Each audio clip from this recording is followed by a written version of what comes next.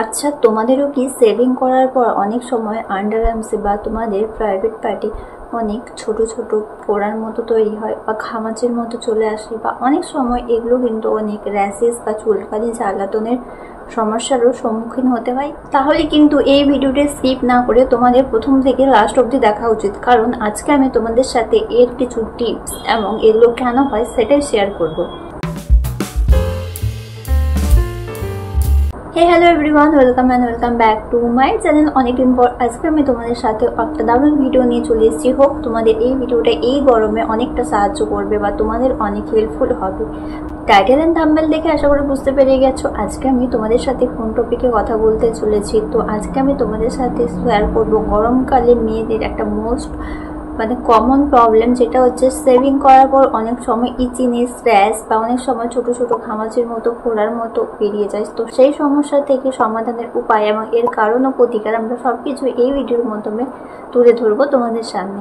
আচ্ছা, প্রথমেই আমরা জেনে নেব এই রেজার বাম কি, বা এই যে ফুসকুড়ির মতো পোড়া হয় এটা আসলে কি। তো এই রেজার বাম হলো ছোট এক ধরনের স্পিডো বাম, যেটা কিন্তু শেভিং করার পর যে আমাদের রিগ্রোথ হয় হেয়ারে, সেটা যখন বাইরের দিকে সোজাসুজি না ভাবে ফিরিয়ে এসে অনেক ভেতর দিকে বেরিয়ে যায়, বা অনেক সময় অনেকের ব্যাকটেরিয়া সংক্রমণ থাকলে বা সেনসিটিভ স্কিন থাকলে এগুলো বেরিয়ে থাকে। এবার জেনে নেব এই রেজার বাম আমাদের হয় কেন, বা কি কারণে বা কি অসাবধানতার জন্য আমরা এই রেজার বাম ফেস করে থাকি।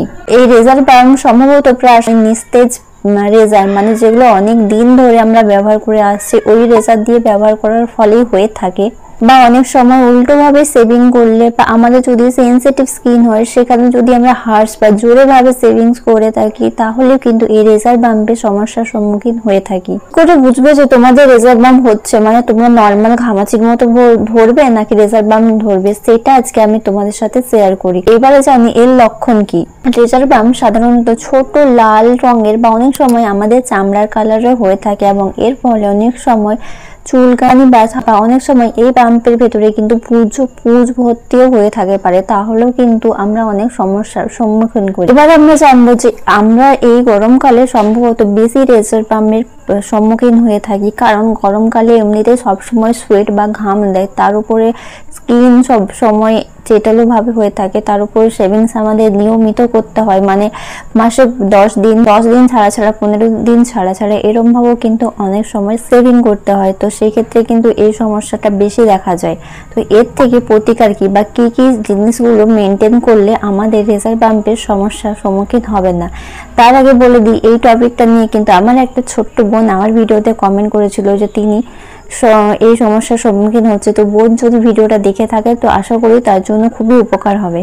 প্রথমত দেখতে হবে তোমরা যে রেজারটা ব্যবহার করছো ওটা তোমরা নিয়মিত চেঞ্জ করছো কিনা, কারণ অনেক সময় হয় একটা রেজার কিনে নিয়ে 6 মাস থেকে 1 বছর পর্যন্ত সেম রেজার দিয়েই সেভিংস করতে থাকো, সেটা কিন্তু একদমই ভালো নয়। বা অনেক সময় এরকমও হয়ে থাকে যে একটা রেজার কিনো, সেটা দিয়ে তোমার বড় দিদি দাদা সেভিং করে এবং সেটাই তুমি ইউজ করো। তো এই জিনিসগুলো একদমই বন্ধ করে দিতে হবে, কারণ একটা রেজার তোমরা মোটামুটি 2 থেকে 3 মাস ইউজ করতে পারো, মানে 3-4 বার করতে পারো, তার থেকে বেশি ইউজ করা ঠিক নয়। সেক্ষেত্রে কিন্তু এই সমস্যার সম্মুখীন হতে পারে। দ্বিতীয় যে সাবধানতাটা মেনটেন করতে হবে, সেটা সেভিং করার সময় তোমরা দেখবে হেয়ার যে ডাইরেকশনে বেরোচ্ছে সেই দিক থেকে সেভিং করবে। অনেক সময় উল্টো দিক থেকে সেভিং করে নিলে কি হয়, আমাদের হেয়ার গুলো কিন্তু উল্টো ভাবে বা কুকরানো ভাবে রিগ্রোথ হয়, সোজা ভাবে বেরোয় না, তখন কিন্তু অনেক সময় এই বাম্পে সম্মুখীন হয়ে থাকে। তোমরা অনেক সময় লক্ষ্য করবে অনেক সময় ছোট ছোট বাম্প হয়ে যায়, যেগুলোর মাঝখানে চুলটা এরকম ভাবে মুড়ে করে থাকে। আমি যদি রেফারেন্স হিসেবে সামনে ছবি দিয়ে দেবো তাহলে তোমাদের বুঝতে অনেকটা সুবিধা হবে। তো এইরকম সমস্যা এড়াতে কিন্তু তোমরা চেষ্টা করবে হেয়ারের যেদিকে ডাইরেকশন আছে ওই দিক থেকে ইউজ করার। দ্বিতীয়ত যে টিপসটা আমি তোমাদের সাথে শেয়ার করব সেটা হচ্ছে ডেইলি এক্সফোলিয়েট, মানে স্ক্রাব করার চেষ্টা করো, কারণ অনেক সময় আমাদের অনেক ডেড স্কিন সেলস কিন্তু আমাদের যে ওপেন পোর্স গুলো থাকে, ছিদ্রগুলো থাকে, সেগুলো ঢাকা করে দেয়। তো সেগুলো যদি তোমরা ডেইলি এক্সফোলিয়েট করো তাহলে কিন্তু তোমাদের হেয়ার গ্রোথটা ভালোভাবে হবে। সেক্ষেত্রে ওই সেভিং করার পর এই বাম্পের সমস্যার সম্মুখীন হতে হবে না। সর্বোপরি আমি তোমাদের সাথে বলবো এই রেজার বাম্প কোনো একটাও মানে এমন জিনিস না, অনেকে স্কিন সেনসিটিভ হয়ে থাকলে বা অনেকে সূক্ষ্ম স্কিন হয়ে থাকলে বেশি ঘাম দিলে এই সমস্যাগুলো কিন্তু কমন হয়ে থাকে। মানে পার্সোনালি অনেকবার আমারও হয়, অনেকবার হয় না। তো এটা তোমাদের তোমাদের নিজস্ব কেয়ারের উপর ডিপেন্ড করছে। বা চেষ্টা করবে একটু সেভিং করার সময় দেখে সেভিং করা, বা একটা রেজার বারবার ইউজ না করা। ওয়্যাক্সিং যদি করে থাকো তো ওয়্যাক্সিংটা কি হয়, চামড়াটা খুব ভাবে পুল করে, তো ওইটা একটু অ্যাভয়েড করা। যদি ভ্যাকসিং করো তো মান্থলি একবার করবে, কারণ ভ্যাকসিং এ কি হয়, ভেতর থেকে লোমগুলো উঠে আসে, তো সেখানে হেয়ার গ্রোথটা বেশি তাড়াতাড়ি হয় না।